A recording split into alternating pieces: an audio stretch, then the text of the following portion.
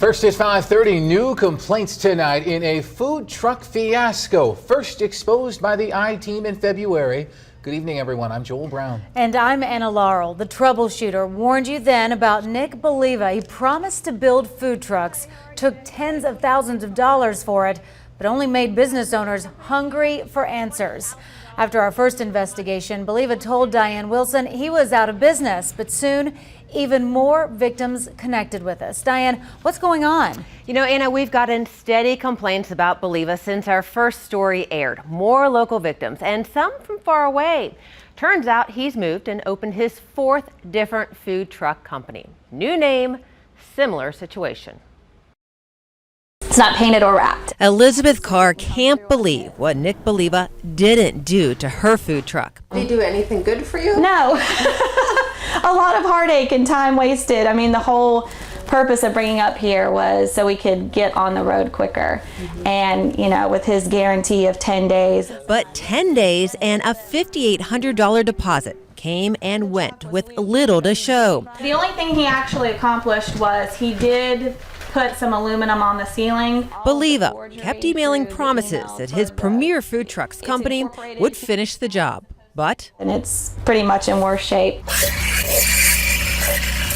sounds familiar to another business owner who emailed us all the way from California. It's so tiny. That's where Sabrina Grillo is still stuck, running her Pinup Girl Coffee out of a trailer. I wanted something self-contained. So she paid Premier Food Trucks, who also claimed to have a shop in Nevada, a 16 grand deposit to retrofit her truck. Nick was very charming and knowledgeable and had a lot of ideas and was, got back to us right away. But when she and her partner later went to finally meet Believa and see their truck, We were about half an hour outside of Reno, which is about a 4-hour drive for us.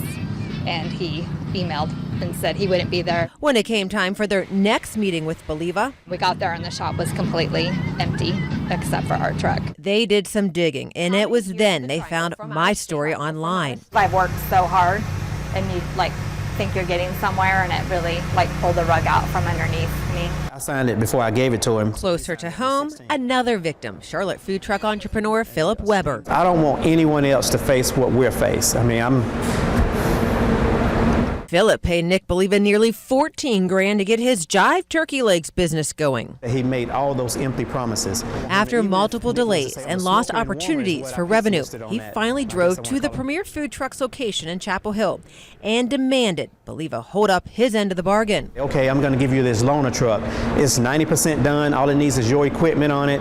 This is a truck Believa loaned him. I became concerned when I began to walk around the truck and there's this huge logo on the side that said chicken and biscuits. Philip says Nick told him not to worry about it, so he took the loaner back to Charlotte, but decided to call the number on the truck just to make sure it was okay. And I said, Nick Believa at Premier Food Trucks gave me this truck as a loaner truck, and he said he's a friend of yours. Is that so? No, he's not our friend. He's had our truck for a year and a half and $15,000, and we can't get it. Philip gave the food truck back to the rightful owners and got online. So I Googled his name and I saw your story. And when I saw your story, my heart sunk. Armed with evidence from these new complaints, I again tried to get Nick Believa to meet with me and explain himself. He agreed, but then canceled. Instead, he reached out to Philip so he could make things right and get back some equipment from that loaner truck. Philip invited us along, much to Nick's chagrin. Hi Nick, how you doing? Go ahead. Believa asked for me to hold my questions until he was done loading all of the equipment in his SUV. I agreed to wait until he was done, but then this happened. See you tomorrow at 11? Oh, no, Nick, wait. Come on. Seriously, Nick, you're not even going to stay around after all that. Just like that, he was gone.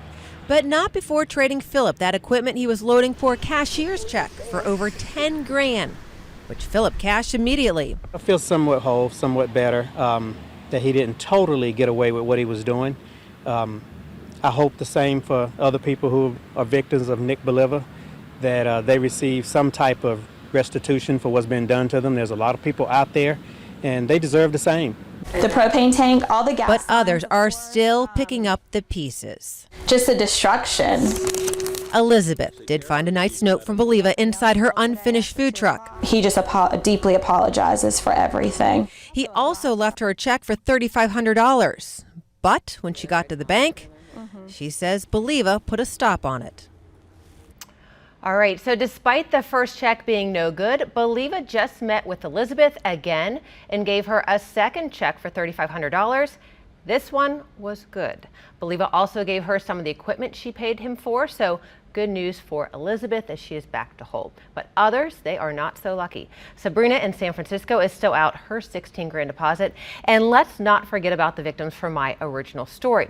Get an update on that. Plus, I'm still hearing from more victims of Believa's, including a local elementary school PTA. Head to abc11.com. Just click on the troubleshooter link for all of that information. But I tell you what.